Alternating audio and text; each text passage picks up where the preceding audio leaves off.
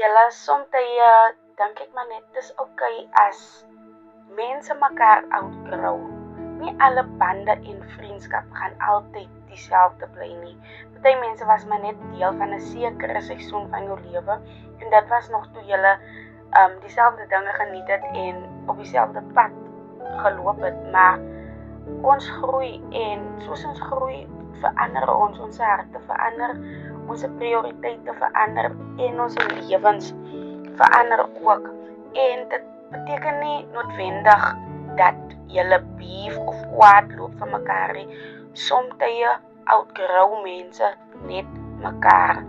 Jy kan nog steeds omgee vir iemand alles julle nie meer so close soos voorheen nie. Jy kan nog steeds die beste toewens en nog steeds verstaan dat julle baie nou anders lyk van mekaar sin af. Ons almal gaan deur verskillende seisoene in die lewe en party mense groei saam met jou en dan is daar party mense wat net deel van jou journey vir 'n kort tyd was en dit is ook okay.